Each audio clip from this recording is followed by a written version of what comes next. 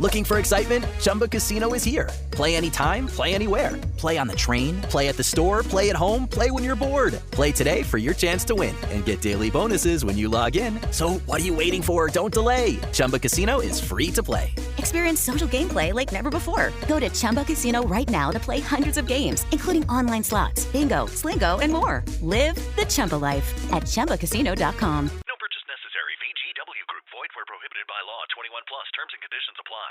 Hey, I have a question for you. Okay. This is funny because this story I read the other day, and it made me think about like how parents talk in front of their kids. Do you cuss in front of your son? We do. And my husband is way worse, let me just say. And I am very convinced that he will be saying the S word very soon. It's going to be like one of his first words. Yes. And, but I have this like crazy theory that you're probably going to tell me is not true at all. Okay. Okay. I just feel like if you cuss around them and they just are aware it's an adult word, they won't use it when they're, growing up and stuff like that. What do you think?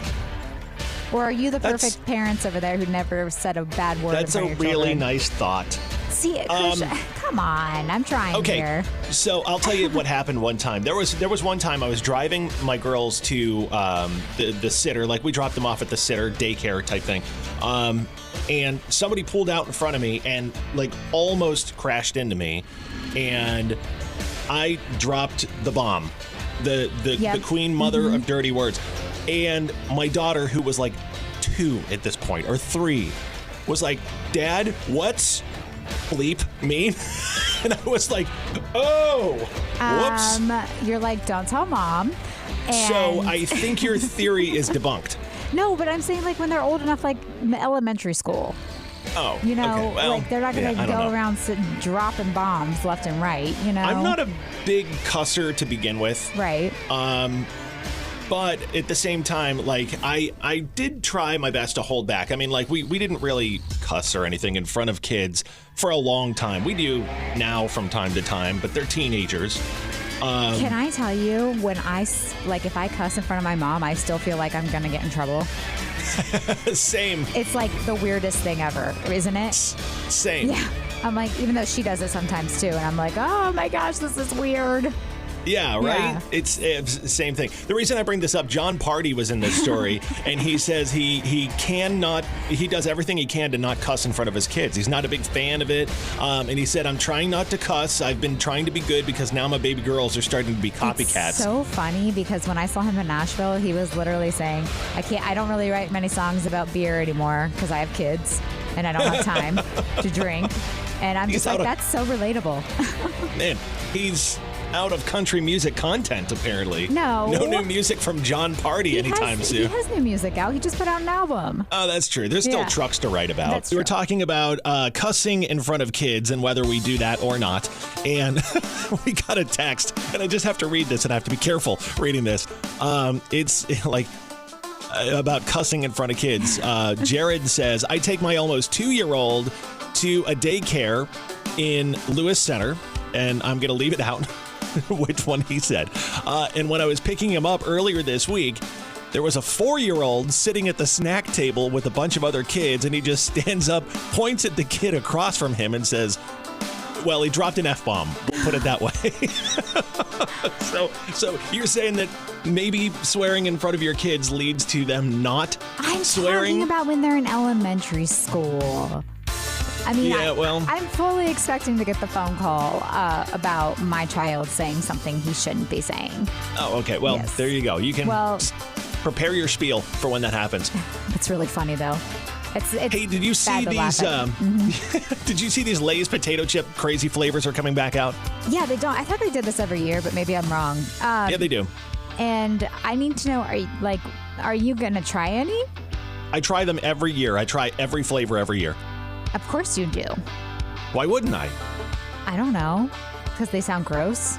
No, I think a lot of times, so let me tell you, how good a lot of these are, but they're fun to just try because they do such a good job. If you don't know what we're talking about, Lay's potato chips come out with 3 or 4 flavors every year that are just wild. right? And they're usually, they're flavored like some other food, and they do such a good job of matching the flavor of that food. You want to know what this year's flavors are? Yes. Okay, so they're coming out with bacon grilled cheese potato chips. How do you put that in a chip? It tastes like a bacon grilled cheese when you eat it. Okay. They're coming out with Valentina and lime. Which is that Valentina's like that chili spice type thing. I was going to ask, what is that? Okay, that makes sense, yeah. And then Lay's wavy Korean-style fried chicken. One of the Kirsch girls will probably go for that one. Oh, 100% she will. That sounds... Do you want to... No, yeah. Do you want to know one of the best chips? Do you want to try them on air? Yeah, we should. Yeah. What's the best We should do it. One of the best chips I ever had. There's a store at Polaris. It's a national chain. It's called Miniso, and they sell a bunch of like Asian snacks. And my one daughter was like, "Oh, we should get those chips, those Lay's potato chips over there." And the bag was in Japanese, I think. And I scanned it with my Google Lens to translate it, and it said it was filet mignon flavored chips. Oh, okay. And I was like, okay, I've got to try it. And they were probably the best potato chips I've ever had. It was delicious. Those sound intriguing. Like, I need to go try them now, I won't lie. Because I haven't trusted a flavored potato chip since, like, the dill pickle ones. Which are delicious. I mean, they're okay. I love delicious. pickles too, but just not with my chip flavor. Oh, okay. Well, they're coming out soon. We'll have to try them on air. So, Emily, is your hair more magenta today than it has been, or is it just because you straightened it in the bathroom here? I've been waiting for you to make a comment. It's because I straightened it and I washed it. Oh, okay. Big shake-up from the normal, I guess, right? Yes. I figured I'd change it up on you. Keep you on your toes. It's very, very magenta today. Hey, thanks. I know. I might go darker next time. I don't know. It's fun. I want to go back to purple, but you've traumatized me. So talk about your purple hair. You text me not nice things sometimes. No, I text you nice things. I just like the little... doubt about my purple hair. No, you do not. Okay. Well, there you go. You want to talk people behaving badly for a second? Always, of course. We have this for you Friday mornings at 7:10-ish. It's all the dumb criminal stories. It's the greatest part because it's true. It is. So some people, they get into a routine. Right. And they have a difficult time breaking from that. And it's really bad if you're a criminal and can't get out of the routine of stealing the same kind of car like this guy. You ready for this story? Yes, I am.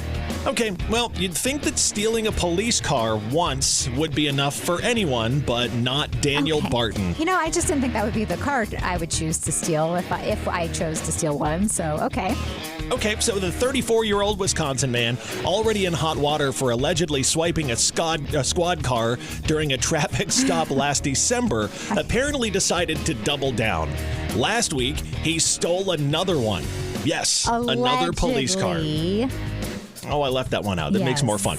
Back in December, Barton reportedly giggled as he drove off in a cop's cruiser and was eventually found hiding in, wait for it, a garbage can. Okay. He was charged. A warrant was issued after he skipped court in February, and you'd think maybe he'd lay low, but he did not. Fast forward to Tuesday in Shorewood, Wisconsin, where police were in the middle of a traffic stop around 6 p.m. when suddenly their squad car zoomed away. Video from the scene captured one stunned officer shouting, "Someone just stole my squad car westbound on Capitol." Another officer quickly realized who they were dealing with and said, "Oh God, it's the same person that stole a squad car before."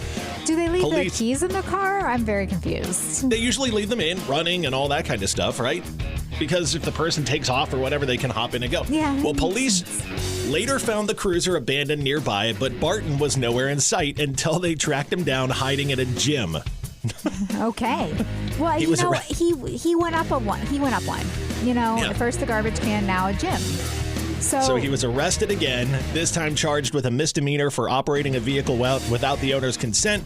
A pretrial conference is in the books for July 5th. Meanwhile, bystanders couldn't help but be amused by the whole saga, they said. It's not the sort of thing that should happen twice, someone said. So if it happens a third time, where is he going to hide? That's a good question. I mean, he's going bigger. So maybe. I have no idea.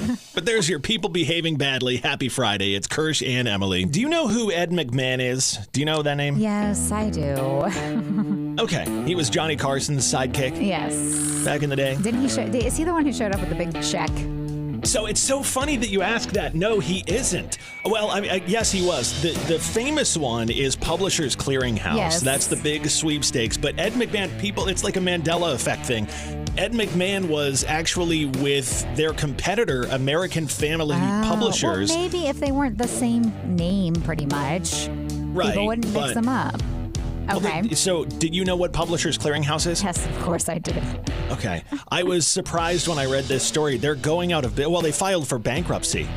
Okay, I always thought they weren't real.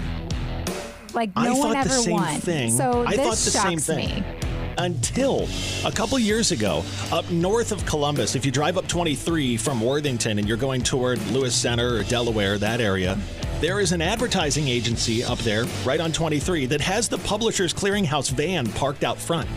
Is it real? Or does it lure people? I don't know. It just kind of sits there. I took a picture with it one time. I was like, I can't believe this thing's real. Yeah, because I always, you would always see this commercial. I just thought it was like some kind of, not even a scam, but more like, just not real. Yeah, like nobody actually steal wins, your information kind of thing, So Publishers Clearinghouse has filed for bankruptcy. They've been around for 72 years. Initially founded, it was an alternative to door-to-door magazine subscription sales, and they offered bulk mail direct marketing.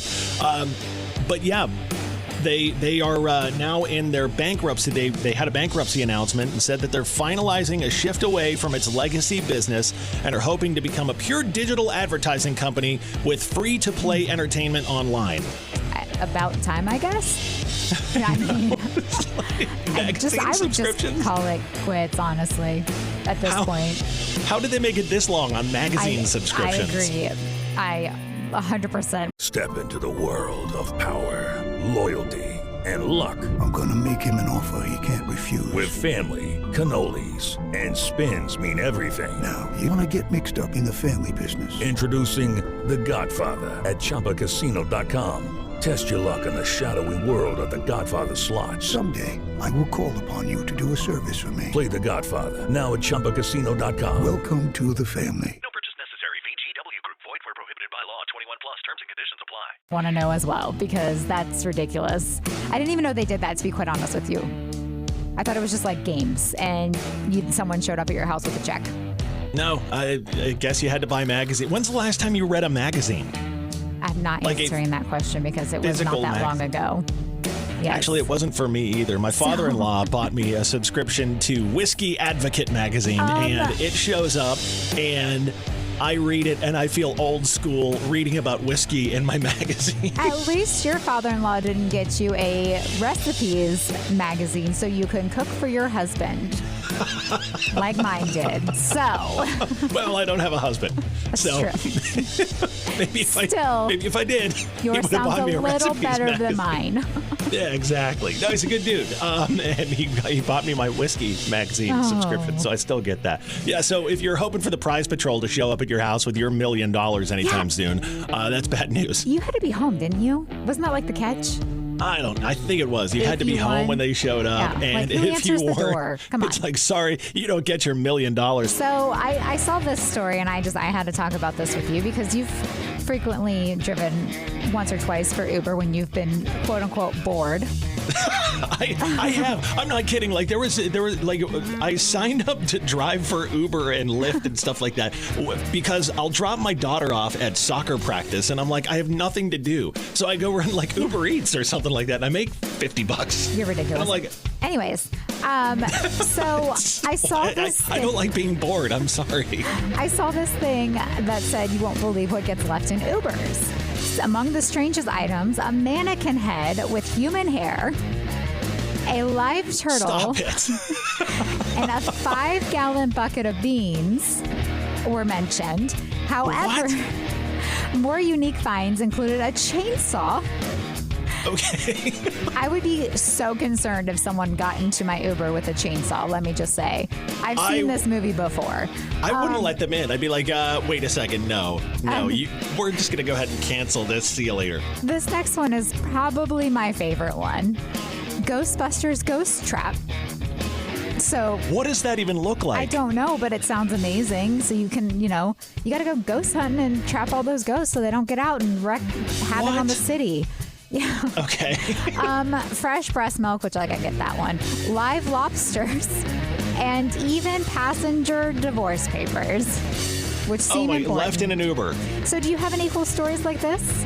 No, I really don't. Why are you so boring, Kirsch? I don't know. It's just it's how God made me. Here's the one that I'm most like.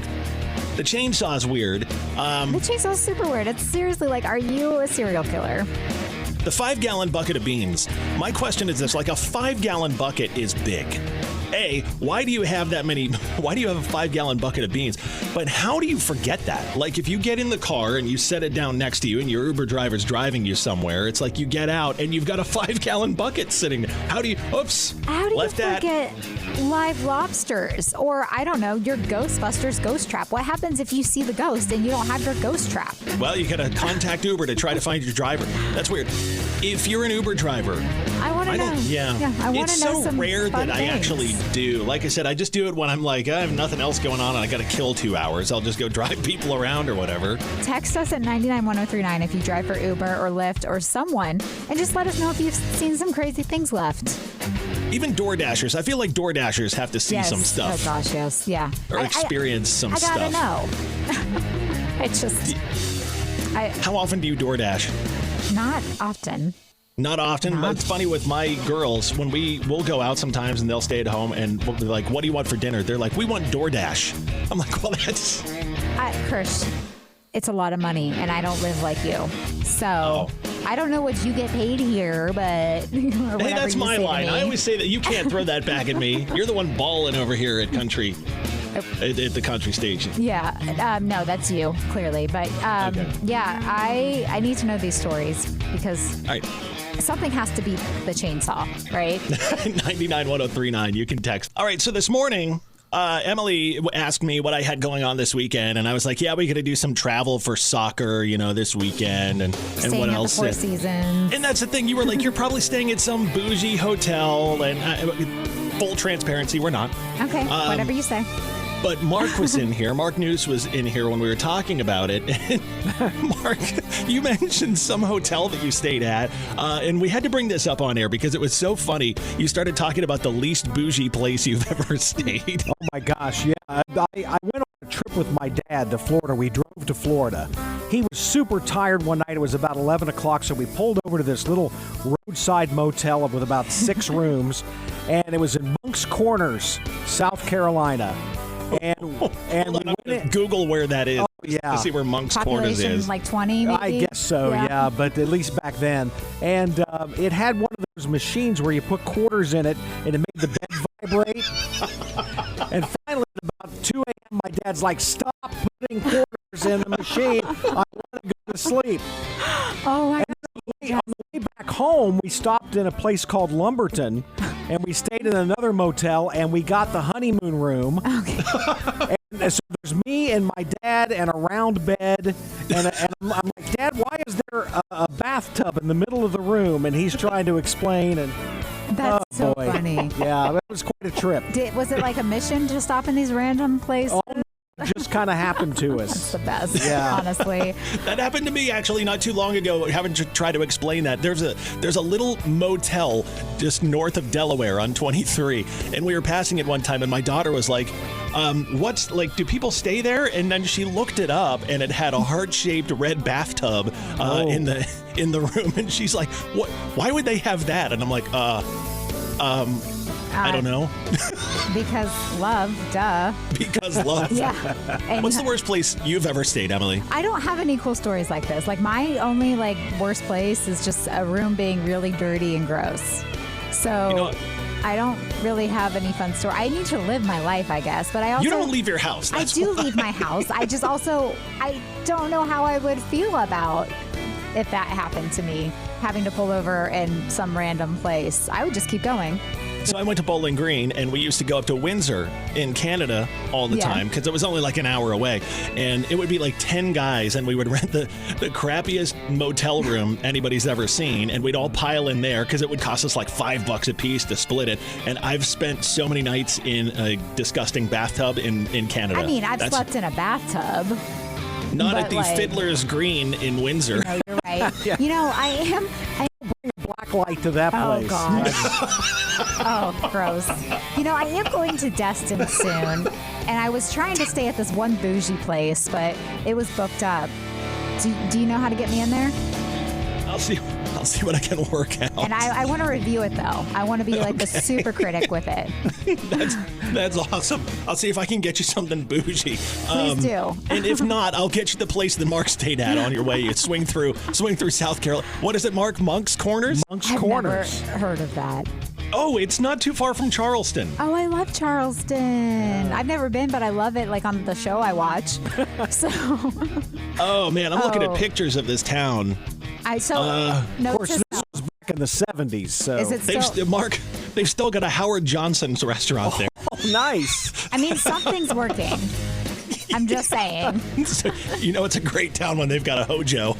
Yeah. For sure. All right, wow. Don't stay at the quarter bed place that Mark stayed at next time you're in Monk's Corner. Didn't even know. Emily, I'm going to warn you ahead of time that what? What? What? I was just going to ask if you could do the watermelon crawl, but no. Okay. You don't want to see that. Hey, I'm going to warn you ahead of time. When your son is old enough to have a cell phone, just be prepared for yourself that it will always be at 5%. Does that give you anxiety? I swear my girls keep their phone at 5% all the time. I'm like, charge it. So does my husband. And I'm like, how do you survive? Even though, I don't usually plug mine in until it's like the last warning.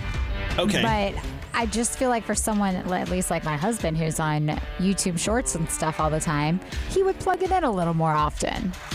And with your girls, that shocks me because they're teenagers and their phone, like what would happen if their phone actually died? The world would end. Yeah, the world would end, but they keep it at 5%. It drives me absolutely crazy. Do they at least have low power mode on? I don't know. Okay.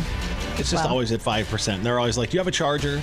And they all just share a charger at school and charge up to like 7%, then use it. It drives me nuts. Do you have like a panic percentage that you get to on your phone and you go, I got to find a charger?